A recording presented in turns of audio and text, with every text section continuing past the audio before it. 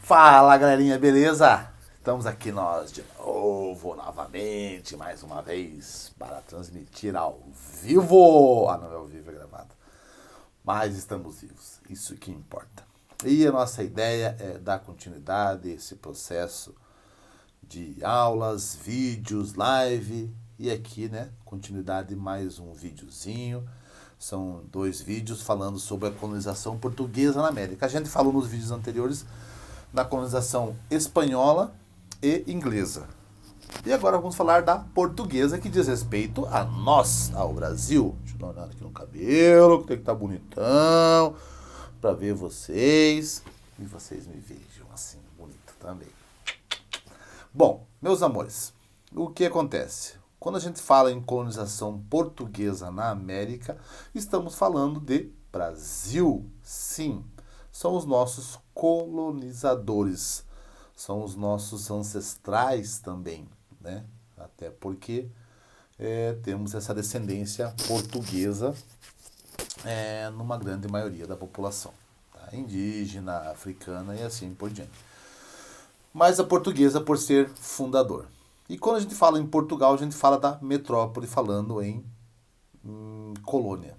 Então a gente falou, como a gente expliquei para vocês nos vídeos anteriores, quando a gente fala em metrópole, quer dizer o colonizador. Então, no caso aqui, Portugal. Quando a gente se referir sempre à metrópole, está falando de Portugal também. E Portugal é lindo também, maravilhoso. E até para eles é interessante falar, porque eles acham que eles fizeram... Se você falar hoje em Portugal, eles acham que fizeram uma maravilha para nós. Eles acham que fizeram uma coisa grandiosa para o Brasil, senão estaríamos ainda vivendo como selvagens, numa terra com monstros e assim, com enormes bichos, né? Essa era a visão inicial que até durou até o século XIX, só para você ter uma ideia de como era essa visão europeia do nosso Brasil lindo e maravilhoso, que na minha opinião é o melhor país do mundo. Né? Somos felizes, somos alegres, temos as nossas dificuldades, mas estamos aqui felizes e juntos agora com essa pandemia. É uma pandemia mundial, então não é só no Brasil que está acontecendo, é uma coisa muito atípica, mas o Brasil é um país maravilhoso, enorme, né? Se falarmos em território, é um país extenso, o maior país do continente americano aqui, latino. Então é muito interessante. A gente vai ver um pouquinho dessa história, um pouquinho dessa colonização portuguesa na América. Então peço que vocês peguem lá o CA de vocês, o livro de atividades, né? Como cada um queira chamar. Na página 9, que vai aparecer agora, nós temos lá colonização portuguesa na América Latina. Então lá em cima diz assim: no século... Eu estou vendo aqui que eu estou sem o computador, no outro vídeo eu fiz lendo no computador. Mas aqui eu estou vendo com a apostila, então às vezes eu vou abaixar o olhinho para ler, para vocês conseguirem acompanhar na apostila. Então ali, no século XV, Portugal iniciou um processo pioneiro de expansão marítima que resultou, décadas mais tarde, na colonização do Brasil. Sim, depois eles chegaram aqui. A conquista de terras e a busca por metais preciosos são alguns motivos que impulsionaram as grandes navegações. Os europeus não respeitaram a cultura e a diversidade dos povos da América, chamando todos pelo nome de índios. Então, todo mundo virou índio para eles. Então, não respeitaram a cultura desses povos, a religiosidade, né? Como comentei com vocês sobre até a colonização espanhola, né? Que foi catequizado esses índios, então não foi respeitado realmente a cultura desses índios e desses povos que viviam, assim como os astecas, os maias, os incas, né? Com os espanhóis e aqui com os índios, que é os nativos que existiam no Brasil.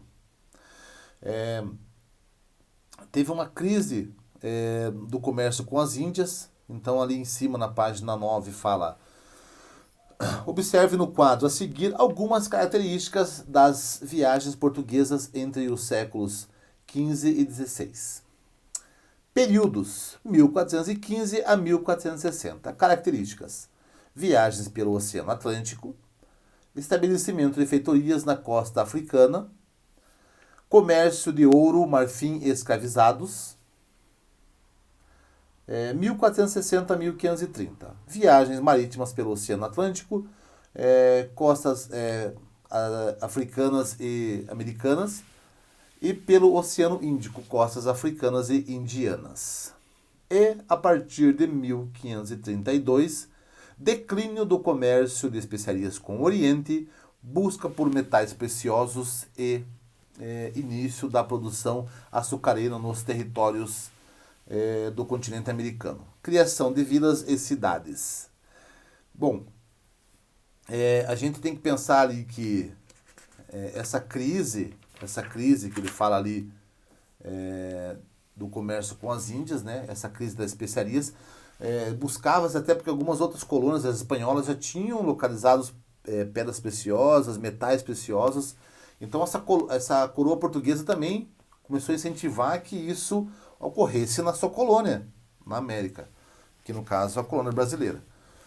Então eram feitas expedições em busca de metais preciosos e algumas outras coisas que pudessem dar lucros, né? Dar lucro para a coroa.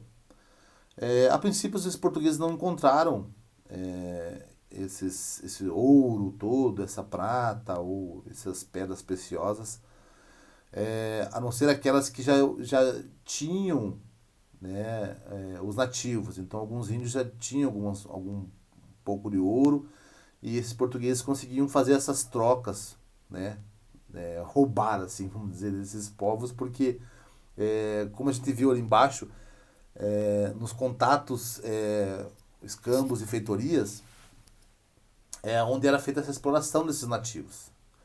Então, esses portugueses, eles faziam esse contato com os nativos, e quando eles faziam esse contato, eles viam que alguns nativos tinham ouro, tinham prata, e tinha alguma coisa que fosse de interesse, que para que esse nativo era uma coisa normal, sem valor, mas na Europa tinha um valor muito grande agregado nesse produto.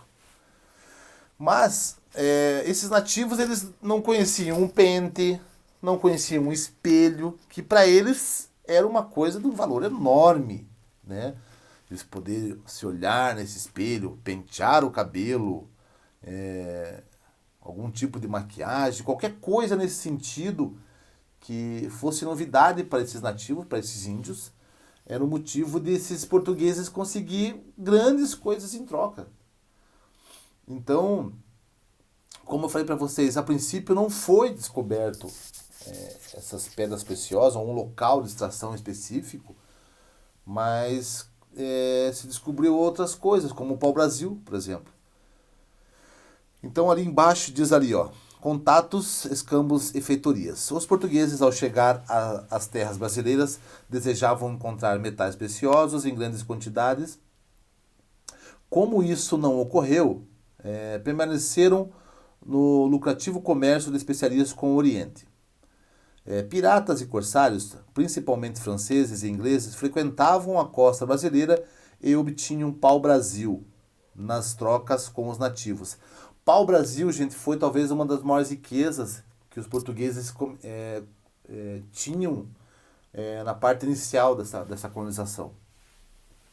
Então eles trocavam, chegava a ser ridículo essas trocas, esses escambos que eles faziam, esses portugueses, e aqui a gente vê também os franceses, os holandeses também se aproveitavam dessa situação. Eles faziam lá, trocavam um espelho, trocavam um machado de metal, uma faca com os nativos, por várias árvores de pau-brasil. Então esses nativos faziam todo o trabalho, gente. Eles derrubavam essa árvore, cortavam ela e faziam o carregamento nesses navios, para que isso fosse comercializado na Europa. Porque esse pau-brasil tinha um valor muito agregado, muito bom na Europa. E esses nativos tinham que fazer toda essa função por verdadeiras quinquilharias, tá? Então, eles viravam quase que escravo dessas pessoas portuguesas por pouquíssimas coisas, em trocas de míseros espelhinhos, facas, umas espadas e umas lanças, uns machados, uns espelhos. Então eram poucas essas ferramentas que eles traziam, os portugueses já eram espertos nesse sentido. Bom, ali também tem a coroa portuguesa enviou expedições guarda-costas no intuito de proteger o pau-brasil das invasões estrangeiras. Essas expedições não surgiram um efeito desejado em virtude da extensão do litoral brasileiro. Isso eu vou continuar no outro videozinho que a gente vai dar continuidade agora no próximo. Bom, fiquem ligadinhos aí, gente, que a gente vai falar um pouco dessas feitorias, dessas expedições guarda-costas. Beleza? Beleza. Belezas, galeras? Bom, gente, por enquanto é só. Fica ligado que tem mais pela frente. Beijão.